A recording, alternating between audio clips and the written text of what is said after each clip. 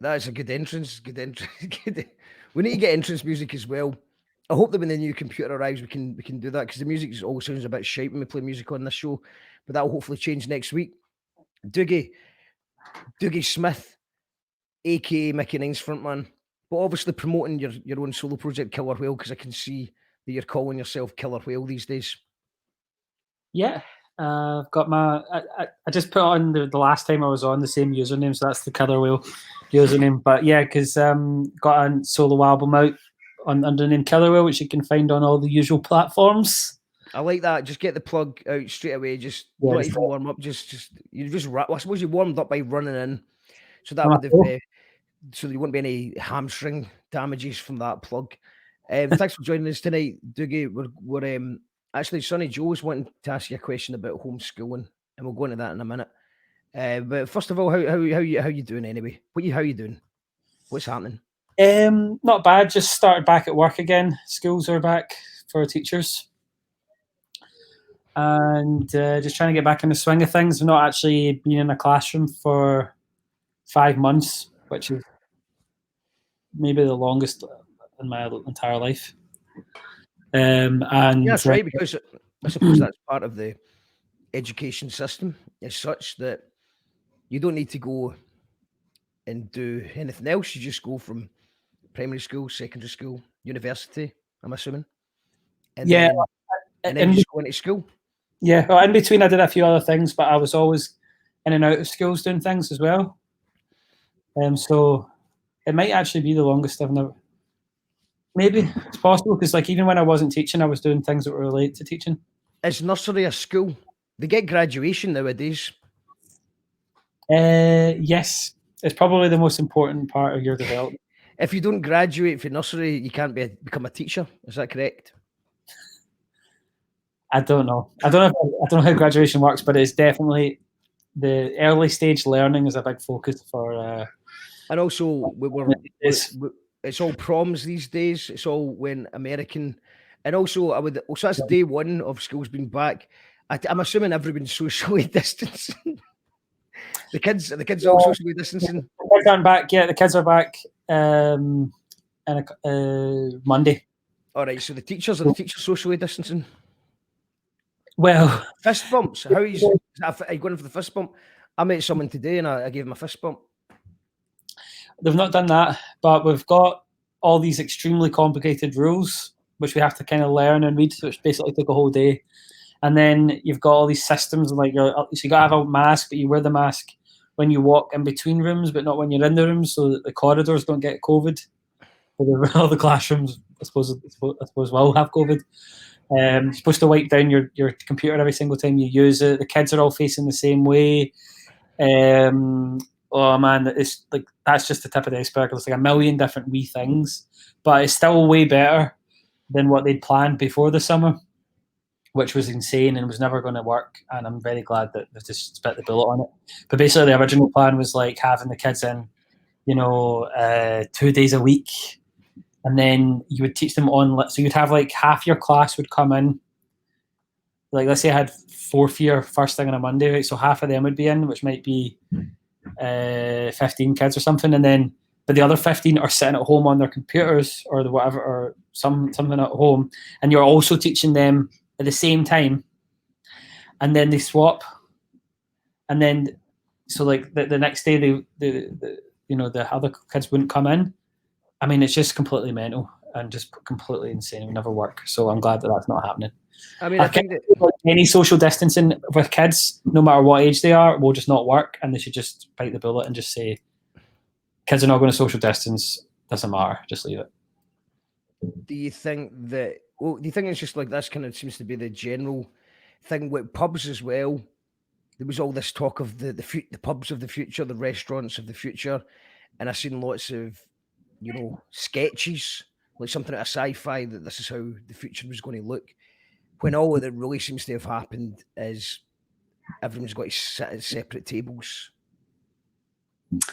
Yeah, I mean, the schools are thinking about that kind of Victorian thing, was the separate tables, which again seems reasonable on the outside, but then the fact that they're basically going they're still going to be in a room together for an hour, and then other rooms together for an hour, and then they're going to be moving around the school together in clusters, and then they're going to be in the playground and having lunch and snogging and like all the shit that teenagers do. So I really feel like they should just bite the bullet and just say, like, there's just no point even trying to social distance. I mean, it also massively affects how you teach, because, like, are you going to teach and just stand at the front and be like, right, here's the lesson, just listen to what I say?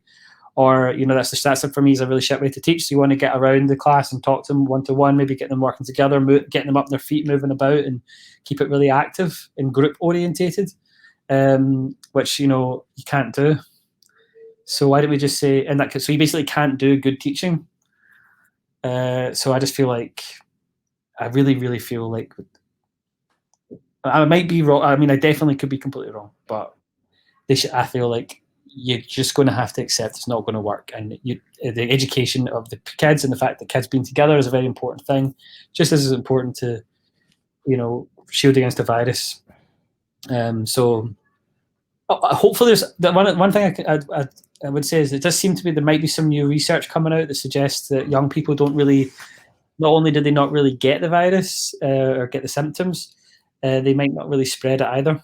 And if that is the case, that's an extremely good thing for society. So I really hope that's the case. And for you? For me too, for my job. I mean, I think I always say that, I mean, I've been teaching from home and stuff. Like, I think the teaching job is still relatively secure, because I was basically working throughout the lockdown anyway, from home, which was so boring. Like, it just took teaching is quite hard and stressful, but it's not boring. And this was boring. Like, it's like the first time I've really been bored as a teacher, and it's so bad for the kids. Like, it's just so terrible.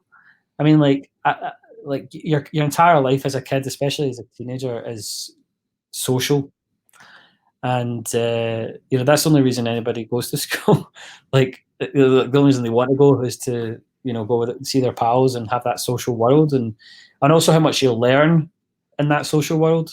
Like, most people don't really learn that much maths or chemistry, but they learn a lot about how to actually interact with other people. And to take that away from them is just, for me, it's really horrendous. And like, I think kids of all ages have been the hidden victims of the coronavirus shit. So yeah, I think they should just and also, and that's not, and one of the things is how the vulnerable kids, obviously the ones that have chaotic home environments, or have social workers and things, or just any element of like social care or pastoral care. You know, they've not had it, like, almost any of that. I mean, one example, I can't remember the exact numbers, but like the average number of social, what's the term? Like, the average number of like social worker cases related to kids, right, for any given week in Scotland is whatever that number is, right? Quite high. And then during lockdown, it just goes. And that is not because these issues have went away. It's just because now they're behind closed doors. And that kind of first line of support for vulnerable kids, which is schools, is gone. So I feel like, yeah, I'm just glad that getting the schools back has been the priority, because it's so important. And obviously, lots of parents will be glad that their kids are out of the house again. Definitely. I mean, that's extremely important. I mean, obviously for your work, for childcare, people trying to work from home because they've got kids, but then they've got to look after the kids, and yeah, for the economy in itself, like, that's massive. We've got friends that are working in call centres from home while 3 kids are running about. Yeah, that must be a nightmare. That's a nightmare scenario. totally. We've got before we go any further as well, just to quickly get your opinion on the SNP thing, whereby, for anyone who doesn't know, I know we've got an international audience as well. So basically, correct me if I'm wrong, Dougie, but what's happened is that the teachers are asked to estimate what marks they think that people will get, and then they took. You explain it, actually, because actually I don't know. I'm going to get this right, so I don't want to say something wrong here. What happened? So basically what you had to do, and it was, may I just say this, if anybody knows teachers, they like to talk about how much work they have to do, but it was a shitload of fucking work. But basically what you had to do was, okay, let's say okay, try and make it simple. You have got an exam class, right? And you're there, basically it's March. They're just about ready to go for their exams in a month and a bit. They might have done a prelim, and then you might have said, okay, well, they got a C in the prelim, but I think in the next few months they could probably get a B in the exam because they've worked really hard and they've done all this stuff and they've improved a lot since then. And then also they've done coursework, which might be some essays or something. And you say, well, their essays were really good, so I think I can use that towards evidence to saying that they can get a B. But what kind of, so to make that prediction, you as a teacher can say, I know this kid, they've worked hard, they've improved since the prelim, they can get a B. Like I'm thinking they're a B kid. You know what I mean? Maybe they would have got an A. Maybe they would have surprised you, or maybe they would have got a C. They might have messed it up, or maybe even a D. But I can get a D, a B, right? From my judgment, from everything I've seen. But it's not as simple as that, because it's like you were told that you had to kind of prove it. So how do you prove it? Well, you've got the prelim that they've done, which they only got a C for. So how do you prove that they've improved since then? So they might have had all these other stuff, like other essays and other little assignments and tests and stuff. So I was like, oh fuck! So I need to kind of look out all the folders, find everything they've done, create a kind of big body of evidence, and it says B. You know what I mean? So like that's basically what the process was. And so you had to do that for all your kids, and that might be, 60 more kids you might have for exam classes. So you're talking about like a lot of evidence trying to like justify an upgrade from the prelim. But then sometimes some schools might not have had the evidence because maybe the kid was off, or maybe they just didn't have a prelim, or whatever it was, or maybe the subject that they were doing, like they were just about to do a prelim. You know what I mean? So there was a huge amount of variation across all the different schools, and it was, how do you moderate that? How do you say like that evidence that teacher has got is as good as other evidence that other teachers got? So the whole thing was basically just like complete chaos, but they tried to have some system. And basically the system was, if I had a class, let's say I work in a school where, like a posh school in an affluent area where a lot of kids in my top set English class would normally get an A. And so I've predicted that 90% of my class are going to get an A, and then the other 10% are going to get a B. Maybe in the prelim, 70% of them got an A and 30% got a B or something. So I'm saying there's going to be that improvement, and I've got my evidence. Then they would look at that and say, well, your school over the last few years, like that's basically what they got. So yeah, they're going to get what you said. But maybe I'm in a school where it was like it was more unpredictable because your group of kids in front of you, they might be from different backgrounds, they might have different, like some of them might have tutors, some of them might not, some of them whatever, right? And you're trying to predict it, and it's much more difficult to say, oh, is that a C or a B? It's like could be both, or maybe on a bad day they might fail. So it's like you've got all these reality is you can't predict it. You can't predict it, so you've just got to try and say, I can't say what this kids will get, but I was just going to say like what I think they kind of could get. And so obviously, I take it you're trying to be optimistic, but there'll also be some teachers who have been negative. What if they don't like a kid? So they're just like, oh, he's a pain in the arse. Totally. So there could be a total just element of teacher preference, which is definitely going to be an element of it, which is terrible, and like, but also the thing was, obviously most teachers went aspirational because, you've got a kid that could get a C, but also could get a D. So what are you going to predict them? You're going to predict they're going to fail? Nobody's going to fail. I was told by my teacher that I should do foundation because I was a bit of a class clown had spent too much time outside the classroom, and I was told to do foundation English, but I did the credit one anyway, and I passed the credit one against all odds.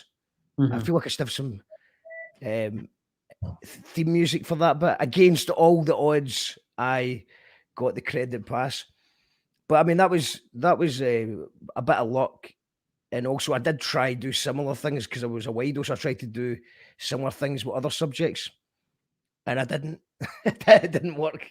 But with English, I just must have had a sort of enough of a grasp to kind of wing it.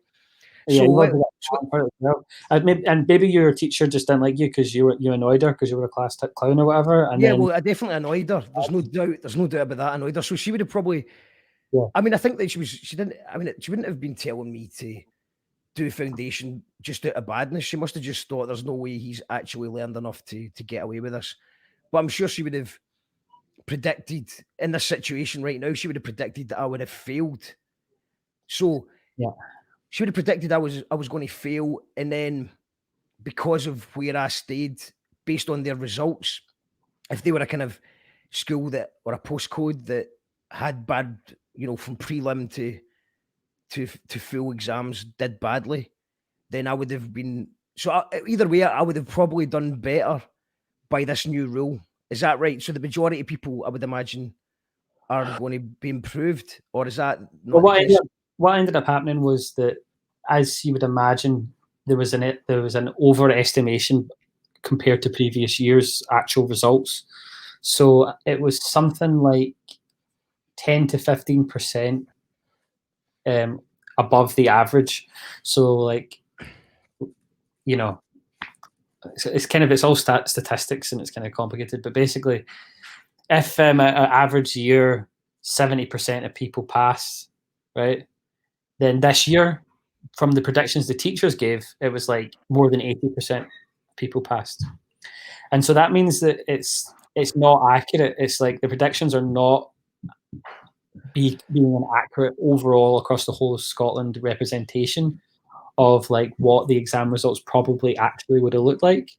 But that only makes sense for the whole of Scotland. In individual cases, it doesn't really apply. So basically the SQA did this moderation thing where they looked at the statistics and they said, right, we can't have the exam results being 10% better. They have to only be like the same or just a tiny bit better.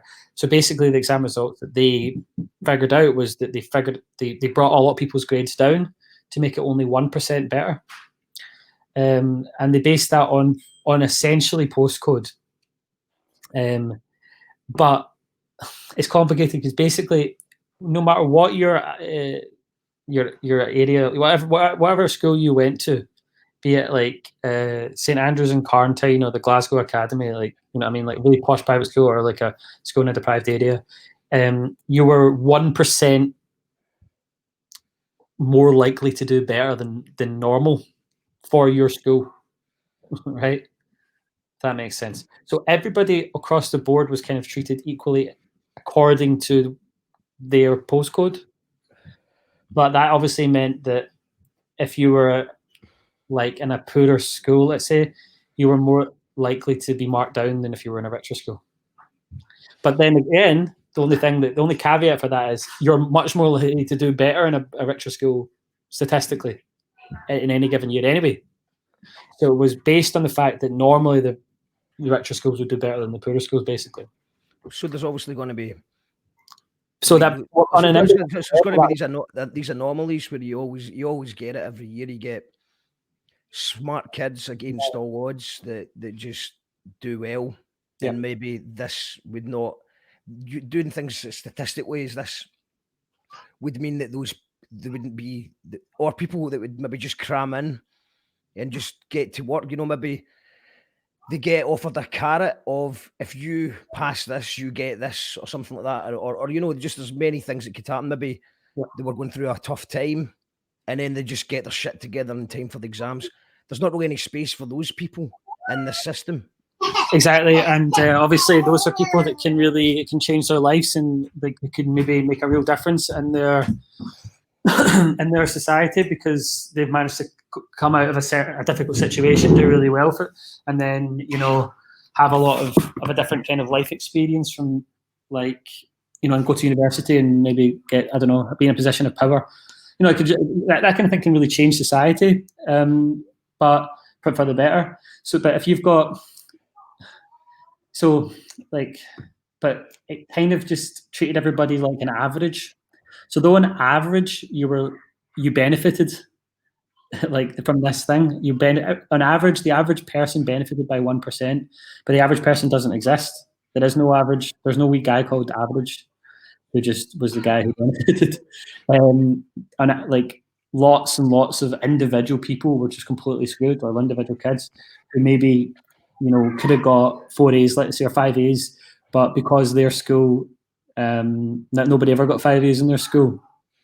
Okay, you just were not 5 A's. So basically, it comes down to, so Swinney has admitted that it was his idea to tell the SQA basically to keep the system credible, out of fairness for previous years and the next years that come after. Then he took that, to keep it credible over potentially people's futures. Now, obviously, it's an easy decision for me to make. If I was going to do that, I would just be like, well, it's been a tough year. It's tough for kids with austerity before all this COVID shit to get a job or get ahead in life. So why don't we just give everyone the benefit of the doubt in the same way that we're giving a lot of corporations the benefit of the doubt and lots of bills? There's a lot of things are just getting, let's just leave it. So why do you think there's anything wrong with just going, 2020 has been a shit year, let's just give you an above average? Yeah, that's kind of what Sonny basically said. It was basically exactly what you said. So I can see why they did it, and I'm not sure they actually had another option. So, I'm not sure what the other option was. A's all round. Everyone gets an A. The class of 2020, they all get an A. So, there's two things, right? One is the actual process of the exact results was not finished. They still had to do the appeals. And normally they don't really have a big appeals process. They did when me and you were kids, but that's kind of gone away. So they brought back quite a big appeals process, and the idea was, okay, so Johnny from quarantine, he got his teachers predicted him 5 A's, and he ended up getting 5 C's. So he's going to appeal that, and then they will go, all right, fair enough. Johnny from quarantine actually, even though he's from quarantine, he's actually pure smart. So, and they would look at the evidence the teachers had and they say, okay, fair enough. And then, so that the idea would be that the kids that got fucked over because of the postcode, they'd be able to be sorted out by the appeals process. And that actually, the news didn't really report on that. So I kind of felt like, why didn't they just try and do that? But there was more than 70,000 possible appeals. And if you think about how much actual paperwork that is, and, if somebody's going through that, they were talking about £25 an hour to kind of work in the SQA board to do that. I mean, you're talking about several millions and millions of pounds just to do the appeals process, and you would never get it done in time for the universities before they've closed their doors to new entries. So it would still be really, I'm not sure it would actually work, but I kind of felt that maybe they should have just went for the appeals process. If you got an A in the prelim, you get an A. You know what I mean? Because it's much more harder to get an A in the prelim than the exam, because you're only halfway there. So I feel like they could have done that, but what they didn't do that. They just went, right, 2020 is just a stupid year of COVID, so it doesn't matter. We'll just give everybody what the teachers predicted, but that means that you get a 15% jump in average marks, which is insane because you're normally talking about a 1% up or down, maybe 2 or 3% up and down in an average year. 15% is I think a 10% would be a whole grade jump. So it's huge. It's a huge difference, basically. But what do you think? Could they have done anything else? There's a huge problem with that, which I'm not saying it's avoidable. I'm not saying I know what the answer to this is, but there's a huge problem. It basically means every single kid's exam result, every one of them, not just the ones that got their exam result changed, but every single kid in the whole country's exam result is now devalued, because any employer or university will say, yeah, but that was the year where everybody just got what they wanted, and so that doesn't count. So like any kid that genuinely was like a 5A student, like, you know, worked them pure hard and blah blah blah, they're not really a 5A student. Like, would you, like, if you've got a really strict thing to get into medicine with 5As, like, are they going to say, well, you're actually probably going to have to get another bunch of A's in 6th year or whatever to get in, because we can't trust that you know, and that will be with them their whole lives, because, And you know, as I said to you yesterday, do you not think there's an element of, oh, you're the class of 2020, I'm going to hire you just to see what happens, just to see if you're as good or as I mean, worse? when he said what he would do with the class of 2020 is basically try and open up a bunch of university places for them. So use the money to basically fund more Scottish university places. And because there's like way less Chinese people coming, and because of the coronavirus, the university, and because there's not going to be as many or any EU students coming because of Brexit, there might be more spaces, but then that's going to like cost like a lot of money, but that's fine because it's for a good thing to put people in university. And then you might find, okay, maybe that guy was predicted by his teacher to do like this, but actually wasn't capable of that. But then he'd probably sink or swim in uni anyway. Or maybe he would be shit at school, but then prove himself in uni, and it was good that that person got the kind of like leg up or whatever. So it might in the long term, if you're talking about a further education, it might kind of work itself out, and it might be fine. It might be fine. It might all work itself out. It might be fine. The grades, but a lot of people are not going to go into further education, and it will just be like that's their exam results for their life that they would put on job applications and stuff. So for them, they just got a bunch of bogus, meaningless letters. We've got Not completely meaningless, but I mean, just the way other people might look at it. no, make it a like meaningless. It's dramatic. It's dramatic. I went into my French exam pish, spelt my name wrong, and wrote an entire essay. I passed with a 3. Well done. We got the Jake Coleman. I guessed every question in my chemistry exam and got a 3. 1 being the best and 7 being the worst back then. So yeah, you go. It's just the. Yeah, is that a meaningless result? Is that a meaningless result? Well, I'm not a fan of the exam system at all anyway, but that is a completely different discussion. It's like talking about what we've got in front of us. Like, I think the whole exam system is completely flawed, and it's just terrible. It's just a point. It's just awful. I think I think there shouldn't actually be exams in school. But I think there needs to be some form of examination or whatever you call it, right? Some form of tests or whatever. But I think I always wonder if it would be possible to do that externally.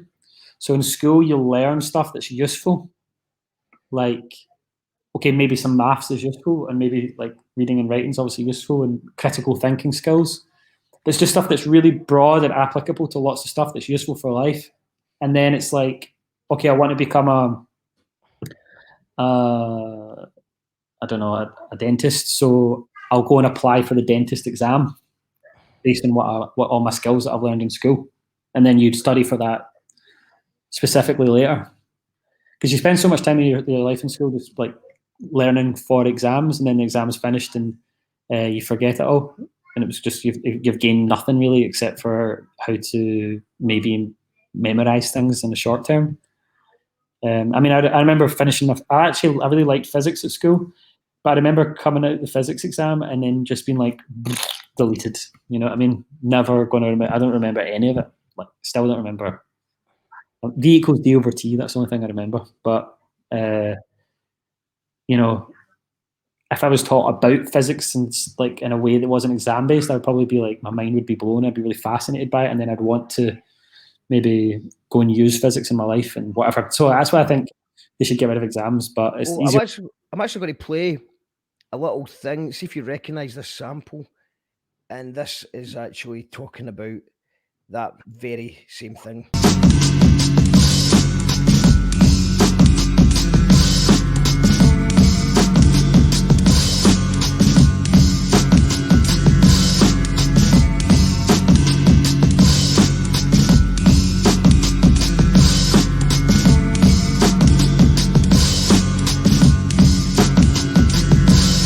how do we educate our children to take their place in the economies of the 21st century? How do we do that, given that we can't anticipate what the economy will look like at the end of next week? Every country on Earth is trying to figure out how do we educate our children so they have a sense of cultural identity and so that we can pass on the cultural genes of our communities while being part of the process of globalization. How do you square that circle?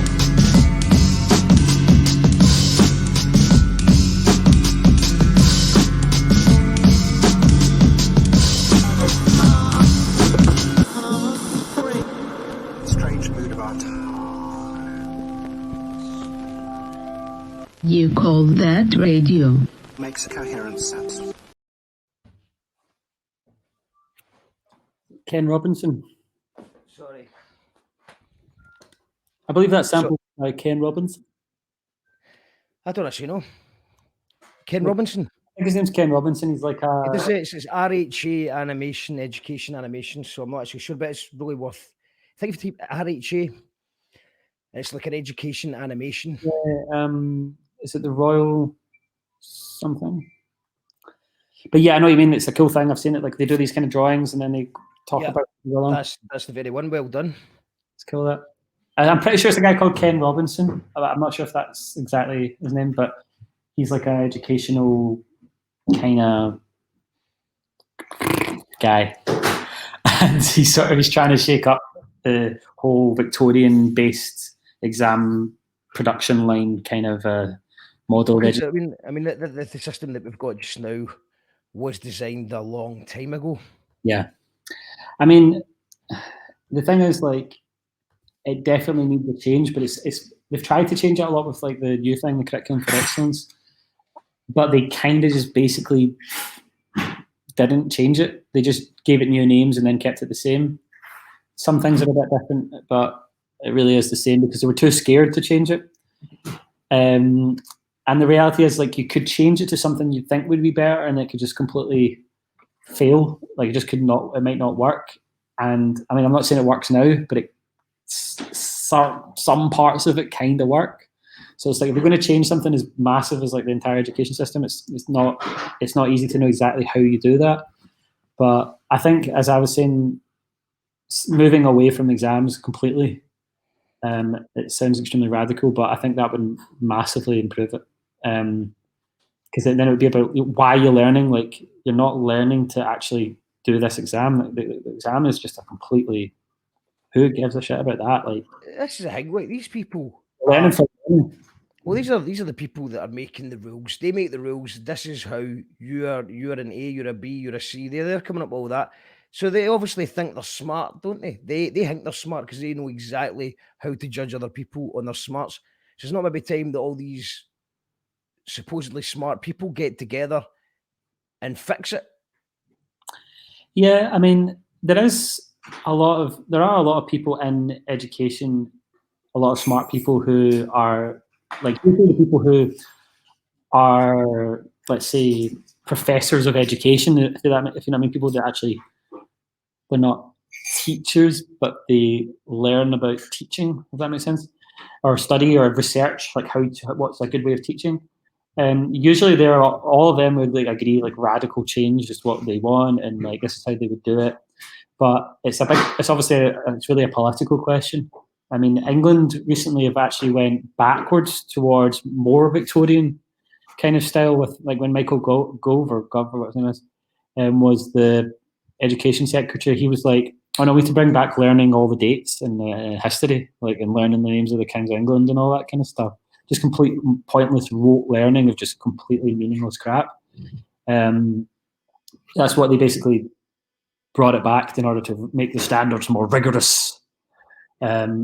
Whereas, you know, what Ken Robinson's talking about is how the world is changing so rapidly, and the economy is changing so quickly that if you were to teach like a kid to become I don't know, name random job, like let's say a truck. I don't know why this is not really a good example, but let's just say a truck driver. Let's say there was they just from school they were learning how to do that for some reason.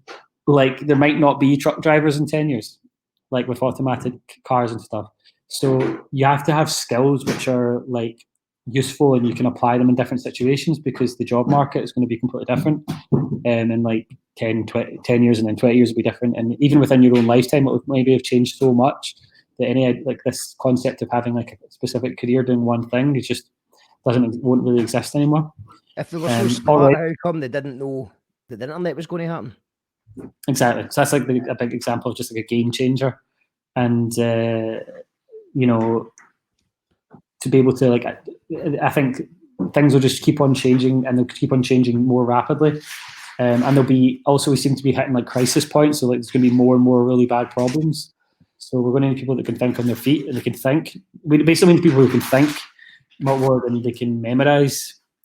We need people who can do things rather than sit in a classroom and be quiet.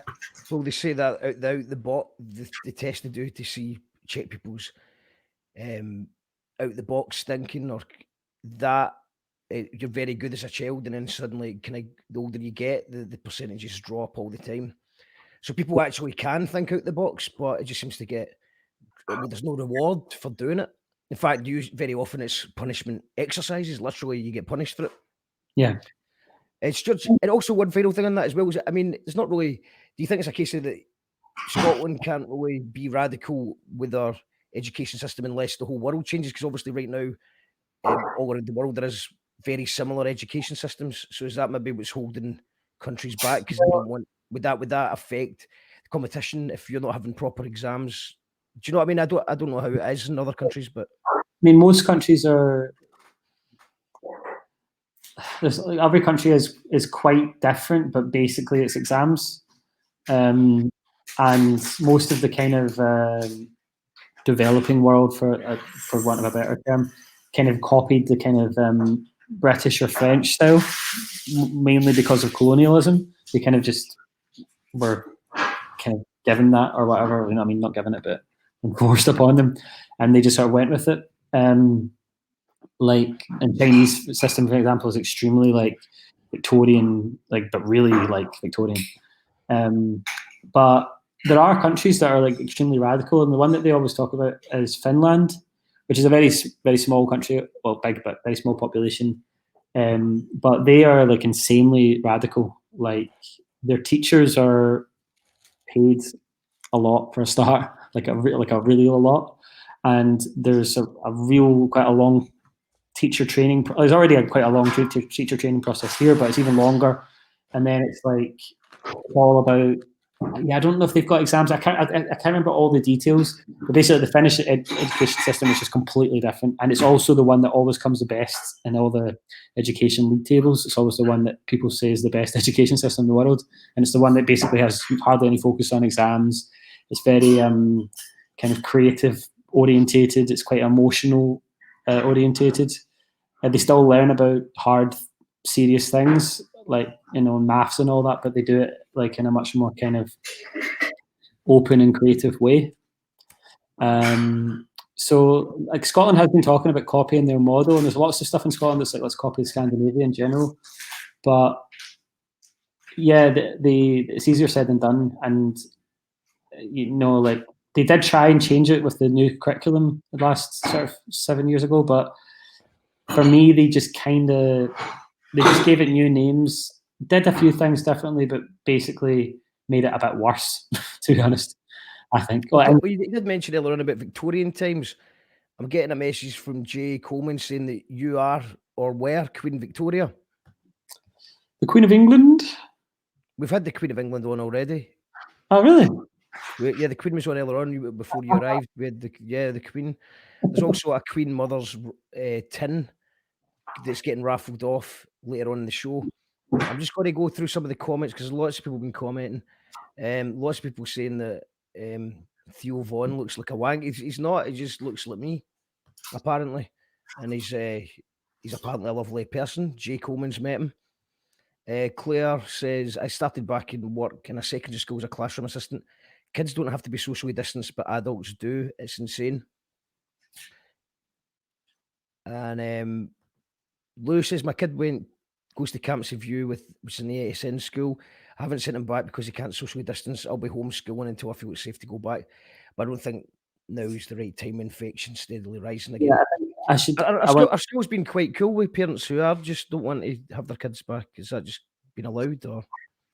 I think it's sort of tacitly allowed, but in an ASN school, obviously it's a different kettle of fish. But I think actually I should have said that when I was talking about like you can't make kids social distance, and they should just try and make them go back as normal as possible. I should have said, but when kids are more vulnerable, like with their health or their family members are more vulnerable, then you put in like lots and lots of support mechanisms so that either they can, if they have to be, they can be homeschooled if that's what the parents want, or they can go to school and be like the social distancing stuff, and like they can be a more controlled environment for them, because otherwise so like it would be a bit of a shame because they basically wouldn't necessarily be with the main cohort of kids, but they still might be able to be with them in certain contexts.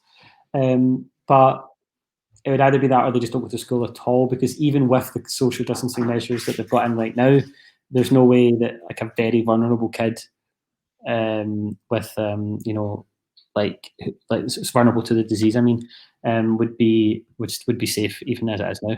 Well, we've actually got another guest who wants to chime in on this subject.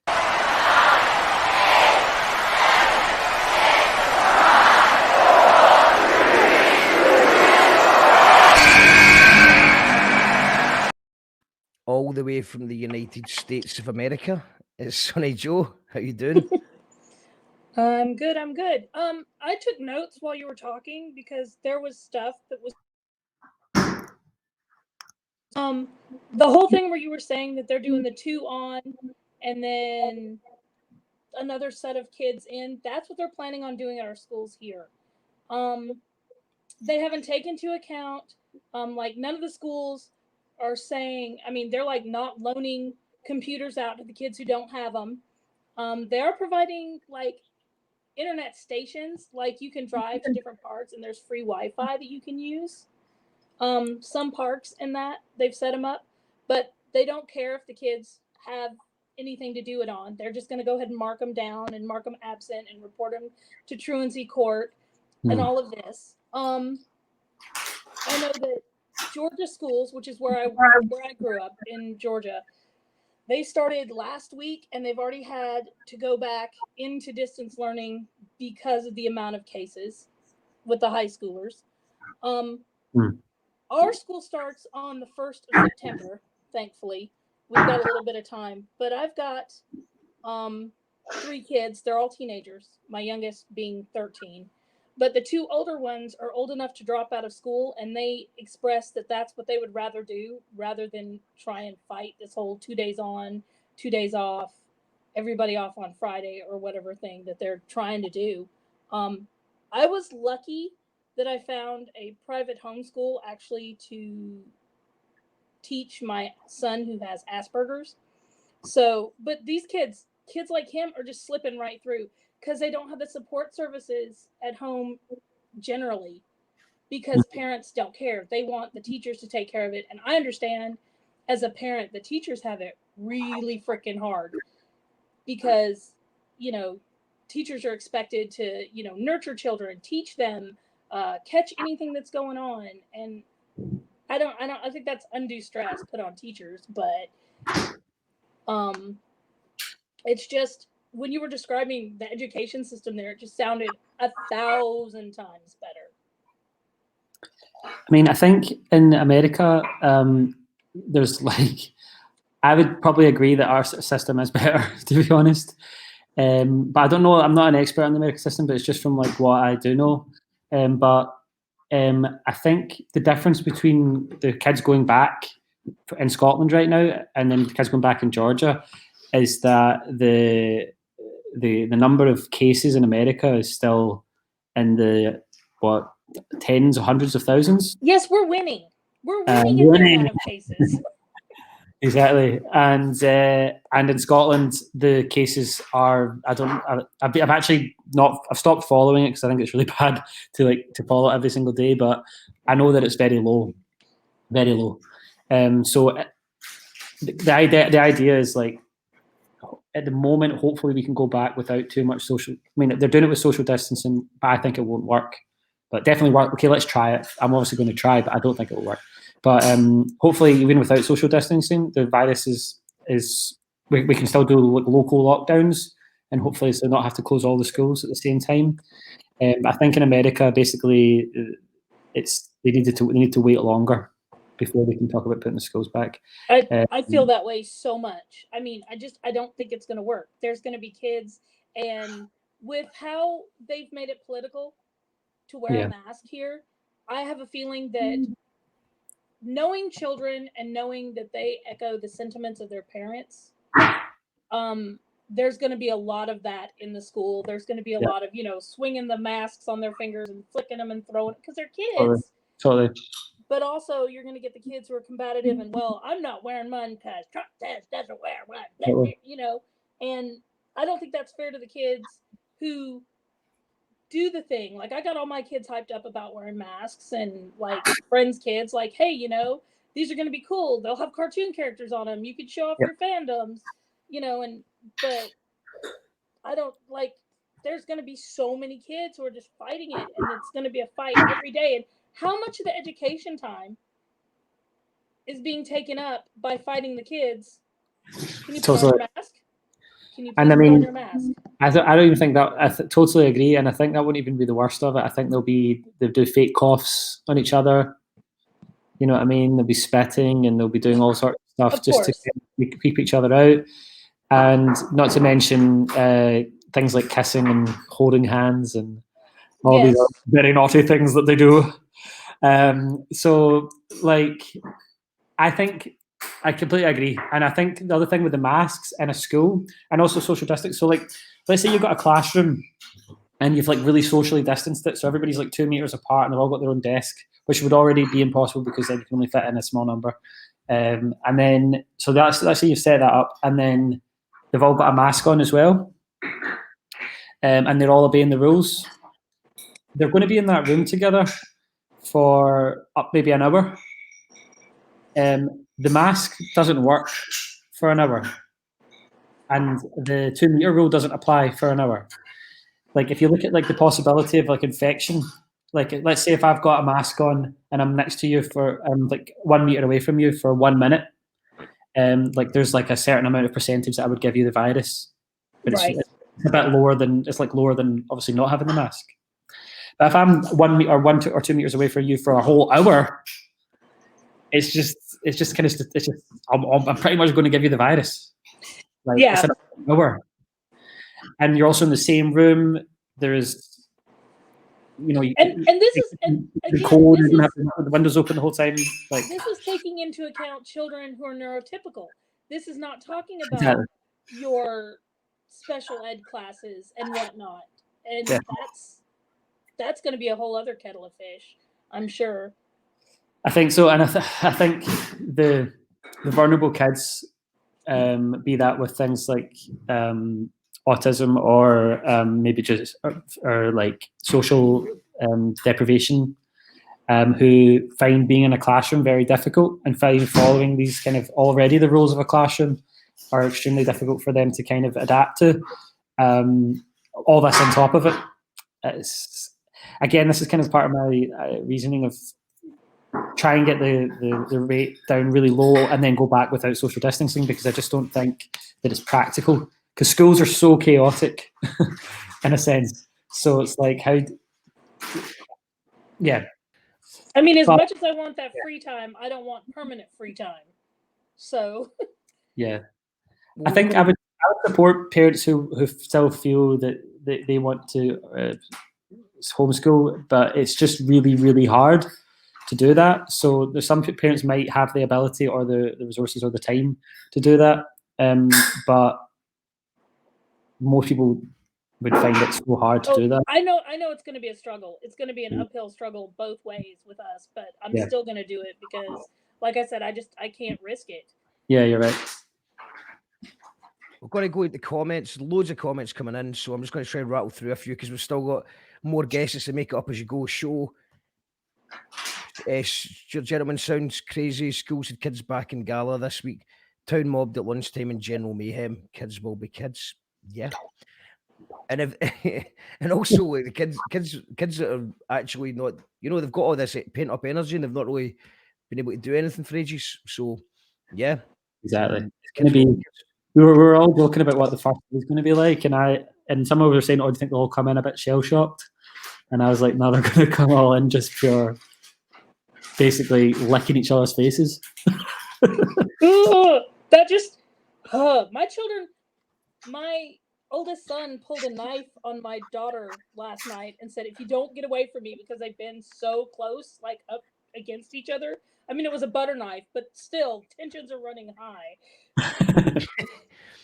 We've got the captain says, see, if I was a teacher, I'd give every child an A due to them losing 4 months of their lives because of lockdown. A's all round. That's a 10 from Len. Pissing myself off. A's to all the children. Yeah, why not? I'm obviously, this is why I wouldn't be given this kind of. I would maybe do. Everybody gets an A. Nobody gets an A. No one gets left behind. Celtic says my teachers didn't give a shit about me. I was bullied really badly and struggled because of that. That's not because I was stupid. My marks were good enough to do higher English, but my teacher said I shouldn't bother with it. I agreed. I just wanted out. See teachers like that. I fucking hate them. I can't. Sorry, but I fucking hate them. We've also got Becky Wallace in the house. Becky Wallace says, took a bucket before my English standard grades. A solid one. Becky will also be here she's taking over the show on the 24th and the 26th to do a 2-night special on You Call That Radio about the experiences of various different females in the music industry. That's a flyer there. You've got Joe Dark, you've got Nova Sound, Roberta Pia, everyone is there. So that'll be good on the 24th and the 26th on You Call That Radio. We've also got, just going to keep rattling through some comments because there's lots here. Soapy, after your age 25, school exams are irrelevant in nearly all circumstances. Becky Walsh also said newer university models where students are given the end assessment exam at the beginning of the module is better, in my opinion. In that model, the students have more time to understand the learning context. I've not heard of this before. Dougie, can you briefly explain what that's all about? So I'm not in that world, but I've seen it before. But it's kind of like you get the exam. I don't know how to simplify it, but basically you get the questions you're going to be asked right at the start, and you're definitely going to answer those questions. So then you just got to learn what you need to know so you can answer those questions. So then it's more, I don't know, maybe it's like the argument is you're more motivated to actually learn it properly rather than just try and memorize it up by heart. And then you could argue it takes away the element of chance, where like maybe you only learned a quarter of the course, but then it just happened that quarter of the course comes up in the exam. So you get really lucky, but actually you didn't really know that much. So that's the kind of argument. I think that's a good idea. Would it work in high schools as well? Maybe. I mean, English is kind of like that in some senses. It's a bit different than other subjects because it's kind of like you do essays and stuff, and then you try and do those essays in an exam. You know what I mean? But I don't know. I still feel like I still think that exams in school they're just not right. Like in school, everybody should be learning stuff that's useful. Like practical life skills? I'm going to force you to learn stuff that's not useful. It might be important and interesting, but it's not actually useful to everybody. But you can specialize later. If you want to go and learn about what the names of a cell are in biology, then you can go and do that afterwards. But you can still learn, obviously, like how science works in school, like how, learn, like that's so important to figure out how like scientific method works and experiments and stuff and do all that stuff, but you don't necessarily have to go learn all this meaningless data that you're never going to use. The captain says we use a 300-year-old legal system and a 200-year-old education system. Absolutely. Yeah. That's good. Needs to change. Mark Welly says we don't need no education. So I probably sung that a little bit too well and we'll get hit with the copyright robots. Alan Morrison says Nicola Sturgeon apologised, but mistakes were still made, which could potentially affect kids' futures. Yeah, and like you said, Doug, I didn't really thought about it. The fact that it has been, I thought it was quite a result. But like you said, it's only a result depending on how employers and other people look at these results. Yeah, I mean, yeah. Soapy, war mechanic. It's changed so much with technology. Celtic says there will be truck drivers in 10 years. It's pretty much the one job that's going to last a while yet. But there's all these robo electronic driving things as well. But I don't know. I don't actually know. Self-driving trucks exist, and they don't need pee breaks, and they don't need to have to go to sleep. So they don't. If there's people at each end just filling up. They don't need holidays. They don't take many sickies. Exactly. So they're probably, if that becomes a easy to make technology, then it'll be cheaper than employing a driver. So I can't see. But at the moment, it's not. I mean, there's something. The number of people who work as drivers in America, for example, is insane. Mm-hmm. Like, it's like, I'm not sure the exact number, but it's like more than 1 million people. So like, imagine how. Well, actually, we talked about that a little bit earlier on with Sonny Joe, because she just came out with quite a controversial statement that America's big and you can drive for hours and still be in the same state. And, she says it's bigger than Fife. United States of America is bigger than Fife, isn't that right, Sonny Joe? Yeah, just a little bit. It's bigger than Fife. Who would have thought that shit? And then some. Paul says, when I was in school... Mark, I've got a fact for you to read that. All right, okay, cool. In America, more than 4.4 million Americans work as drivers. So imagine like automatic cars, automatic vans, and automatic trucks and trains. 4.4 million. We'd be unemployed if that was to happen. That's the population of Scotland. Bigger than Fife. When I was at school, the Munn and Dunham report was proposed where your grades were based on your work throughout the year. A good idea, except for kids like me who simply didn't go to school unless at gunpoint. Yeah, and I suppose the problem with that stuff is that if you're going through a tough time, because if you're going through a bad time, you can make it back. I suppose that idea would affect people who are going through tough times. I think that would be actually a good thing. Then you would just have to put in a sort of caveat for those people who were in that situation, who missed a lot of the year, or whatever. You know what I mean? Like people who fell through the gaps. You'd have to say, okay, we don't have any evidence for this person. How can we get evidence for them? Or like, yeah, they maybe would have to repeat a year or something. But yeah, I think that would be a reasonable thing. And actually, like part of the original curriculum for excellence, which was the new system in Scotland, was kind of supposed to be about that. Like the predicted grade of the teacher was the grade. I still think that could work if everybody did it in good faith, which almost all teachers would do it in good faith. And so you would just need to have some element of moderation and checking on teachers just in case they're cheating the system to make themselves look good. And also you've got teachers that just would maybe take points off kids for revenge, because some kids have got beef. They've got arguments with kids, and it's probably it might be the kid's fault at first, but for a kid being stupid, should that be affecting the grade if they're actually good at the actual subject, or should behaviour be as part of the result? Is that what we're talking about? No, definitely not. Obviously not, because like your behaviour when you're a teenager could be terrible. That could be overt for many reasons. It's not unpredictable. Unpredictable is a good word. Yeah. The captain says mathematics, trigonometry, and calculus. Does that work in the real world apart from an engineering or a mathematical based degree? Fact. I thought it was a question, but it's a fact. It's a fact from the captain. Captain Facts on fire tonight. Raymondito went to Catholic, that is, Roman Catholic school, and back when I started my education, all of the brightest kids were given support and encouragement. Yeah. I think I would say from my experience of being a teacher compared to my experience of being at school, I think it's improved generally. Like, I think a lot of the teachers who are like the people that we were talking about who would like actively discourage you There's less of that, although it definitely obviously still exists.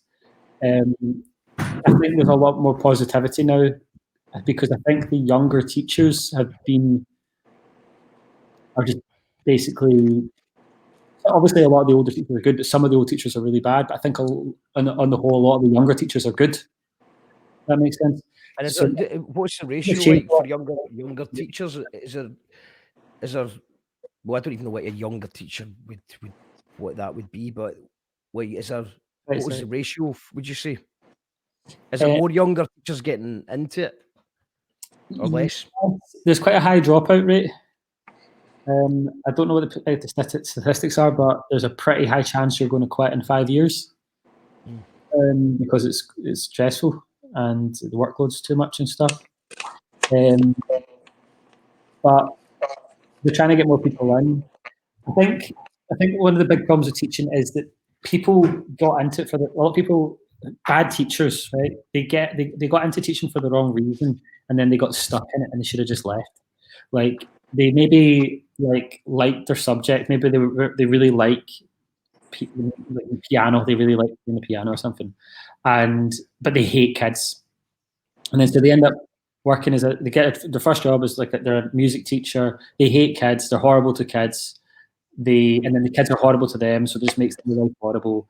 But then they're like, oh, but you know what, this is my job, I've got a permanent contract, I've got the holidays, which I really want to give it up, and they just get stuck. And they should have, the best thing for them to do would have just been to quit, but they just never quit, and they just end up and they get worse and worse as they get older, because they get more and more resentful, and they hate kids even more because kids hate them because they hate the kids, and and I think that's like how the horrible teacher gets born.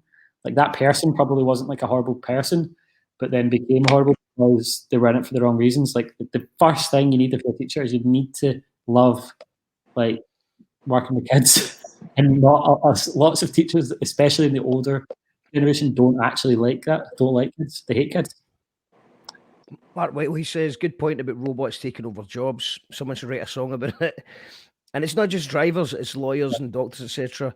Yuval Harari writes about it in 21 Lessons for the 21st Century. Yep.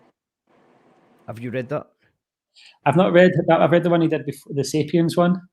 I've seen him do a talk in that one about the future, and it's very, very good. So definitely recommend his stuff. You can look at it on YouTube as well for like doing talks and stuff. But yeah, like, I'm not sure about the doctors one, if possible. I mean, he probably knows more about it than me. I would love to see lawyers get replaced by robots. That would be a very good thing for the world. For serious reasons, not just because I think a lot of brain power gets put into law, where it could be like a lot of smart people become lawyers, but we could do something way more useful if you could just get robots to do it. And it's maybe not fair. It's not fair. There's a lot of unfair stuff happens. Theoretically, it can make it a lot more fair. I think some jobs where you work with people, like maybe doctors or teachers or social workers or carers, robots, I think they're more likely to be safe because it's that like the empathy element of it, which a machine can never. I mean, a machine could fake it, but can never really do it on a real level. So the more technical jobs, like even your example was, it's not just like manual labor, like it could be lawyers, but also things like accountants, people who work in like finance and stuff. Machines can do maths much better than the best person at maths. So it's likely that those kind of jobs would go as well. I think the machines taking the jobs could be a good thing. If there are people in charge that would actually let people use it for creative and community-based stuff that could make the world a better place to live in, rather than, because I mean, it was the Tomorrow's World, the thing that was the Tomorrow's World. We'll have all these machines doing their work for us, and then we won't have to work and we can enjoy our lives. But it seems to be that, well, the robot can do your job and then they throw you on the scrap heap and you're fucked, basically. Yeah, which is more historically precedented. Anne says, hi, Sonny. Anne McIntosh is in the house. Would you like to say hello to Anne? Hi, The captain says masks don't work for an airborne virus. Look at the facts, not the mainstream media, and look at the facts. Children are asymptomatic. They will never get the virus. It's only vulnerable children, asthmatic, diabetic, heart disease, etc. What you got to say about that?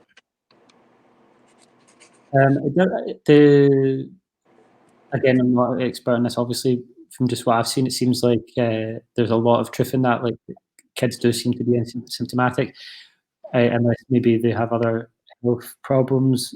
Obviously, those that have other health problems, they're still kids and they still don't want to die, so we need to look after them. But I think it's almost more. Like, it seems to be that asymptomatic thing does seem to be generally true, and thank God. But whether they might not be able to kind of pass it on as well. If that's the case, if kids don't really pass the virus on, that is amazingly good news, because that means that schools really can go back fairly safely. But again, we don't really know that. There's a lot of new research coming out about that. Masks don't stop the airborne virus. Again, I don't really know about that, exactly how that works, but it does seem that experts are saying that the masks sort of work at least a little bit. So it's, even though they might not work out, like they don't protect you completely, they have some effect. Maybe they don't stop it when it's in the air, but if it's in your spit, it would stop your spit going on the person when you go, hello.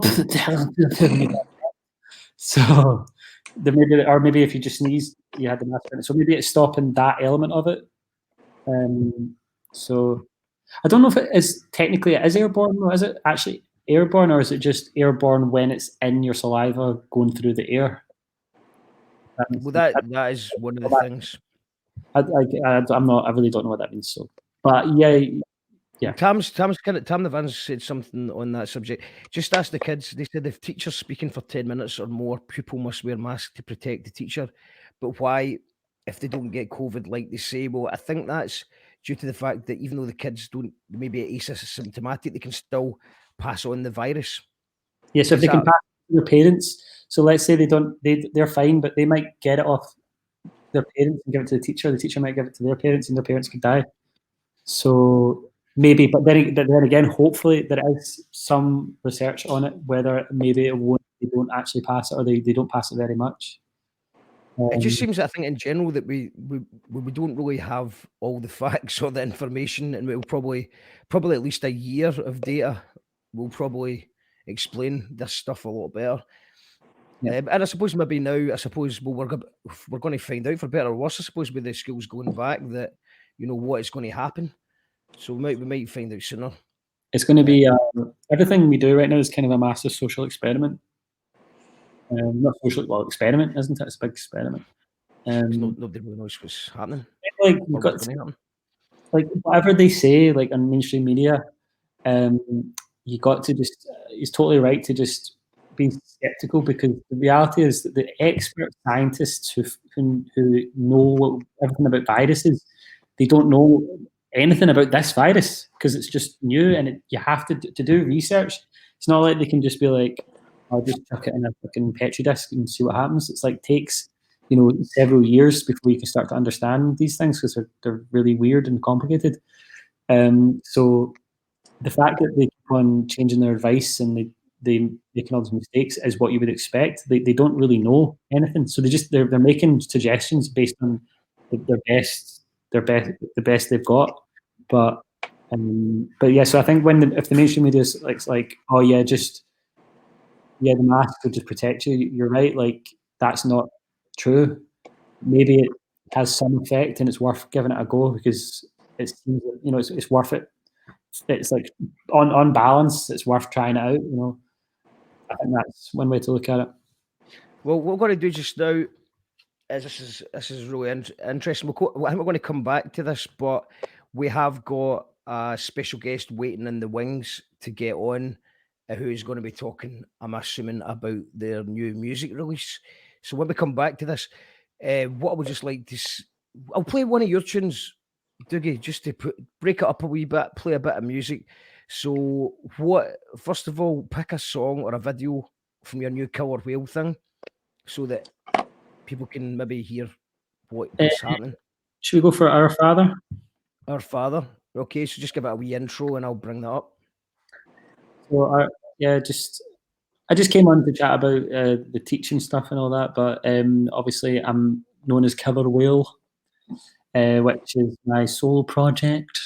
It's kind of like a singer-songwriter music thing, a bit like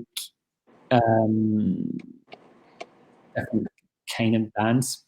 It's kind of a bit like Neil Young, a wee bit like Death Cab for Cutie, a wee bit like Will, singer-songwriter, kind of indie bands, a bit Fighting Rabbit-y in some senses, and completely different from my other band, Mickey Nines, which is like funk, metal, punk. So it's just a completely different thing, but it's all out right now on YouTube and Spotify and everything. So if you're interested, can you listen? Song. What's the Killer Whale stuff coming up? But it's like the actual Killer Whales. So Our Father, Glasgow, Mickey Nines. Maybe Glasgow. I've put in Killer Whale, Glasgow, Mickey Nines, Our Father. Maybe if I take Mickey Nines out. Mickey Nines is complicated.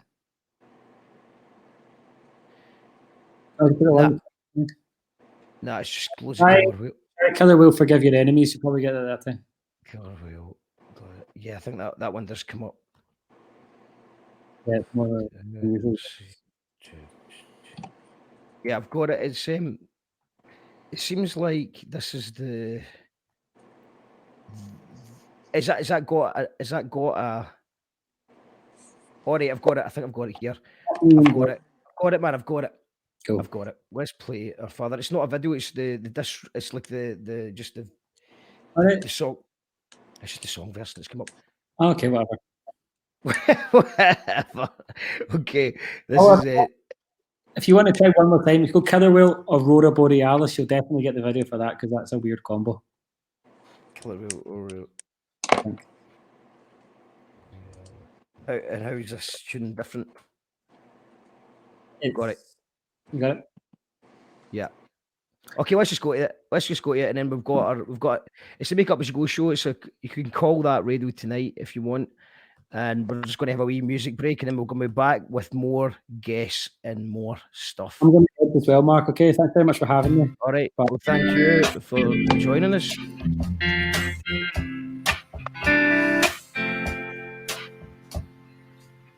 The spring thaw reveals her naked body like a sculpture in ice. A snowy mountain out on the ocean glows in the night. Oh, what a sight. Aurora Borealis, no quilted blanket to keep her warm at night under northern lights. The northern lights.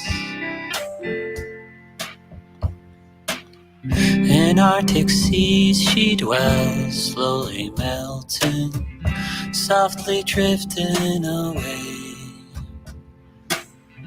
When she broke free from the ice shelf, I thought she would sink into herself. Aurora Borealis, no quilted blanket to keep her warm at night under northern lights. The northern lights. Now that you've broke free, Lady Iceberg, don't you miss the geese migrating in the winter, frozen together? Don't you need something to cling to in the storm. Like a quilted blanket to keep you warm at night under northern lights, the northern lights, the northern lights, the northern lights, the northern lights, the northern lights.